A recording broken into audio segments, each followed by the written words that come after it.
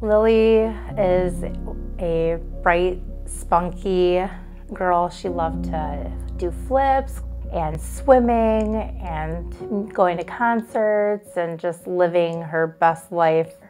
She wasn't feeling good. So I took her to the walk-in clinic. They said sinus infection.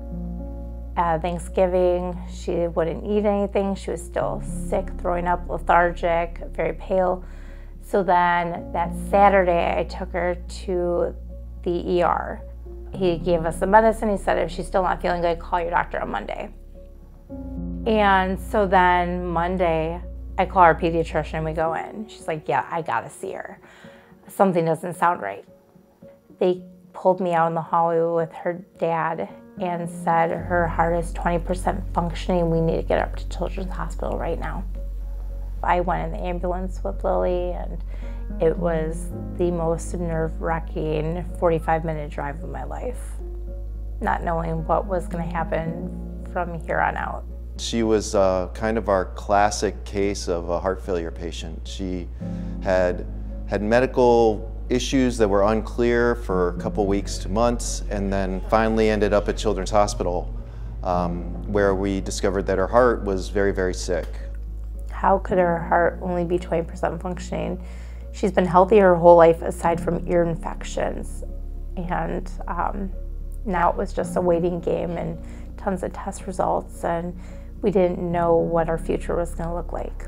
It became clear that despite all the medicine, despite all we were doing, she was still progressing and getting sicker. She was less and less able to tolerate feeding, and she eventually needed a breathing tube just to kind of keep her supported while we worked towards listing her for heart transplant.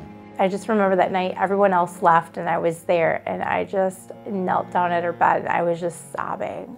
I was sobbing, I was asking why this had to happen to my child. It's too much information for any parent to take in. How do you wrap your head around the fact that your daughter, who you thought was doing great until a couple weeks ago, has a heart that's so sick that they may need heart transplant? I had the social worker coming in, giving me options for like signing her up for Medicaid, you know, and doing all this other stuff. They brought up Make-A-Wish, and I'm like, how am I here at this point where my daughter needs a Make-A-Wish? I couldn't believe it. She was taken off the list for a week because of her stroke that she had. They still found her heart within 77 days. They did a walk for her when we wheeled her out at 4 in the morning. We wheeled her out, and there's all the nurses and parents and families that knew that she was going in for a transplant, and they're all in the hallway, and they did a nice, beautiful walk for her. It kind of felt like when you are at a funeral and you're going behind the casket as they're walking the casket down the aisle to the altar. That's kind of how it felt like. It was an honor for everybody to be out there, but at the same time it felt like that. It was very sad, except she was still hanging on by a thread, and I just wanted her to come back to me.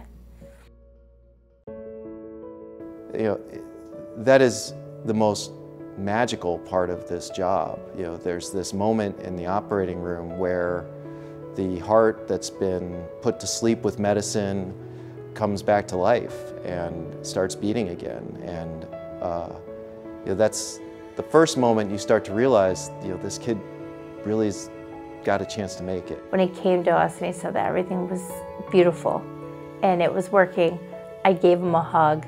And I said, thank you. I said, thank you so much. And I'm not a hugger, but I hugged him like, you just saved my daughter's life. Thank you so much. I got my heart transplant. She tells me about her school and her sports and her soccer and her art and all the different things she's doing, and she just can't contain her excitement. And she's just a special little girl. I think we love all of our patients. but she's really a good example of how these children can grow up both knowing that there's something different about them, knowing they have this, transplanted heart, but also feeling completely at ease and feeling just like a normal kid. She loves life. She's like, okay, this happened. That's okay, and let's move on to the next thing. It's over and done with. And she has a really good perspective on life and how to live. I'm like in a group chat with like heart people, and I talk to them. And my friend's grandpa from my old school actually had a heart transplant, and we got to see him.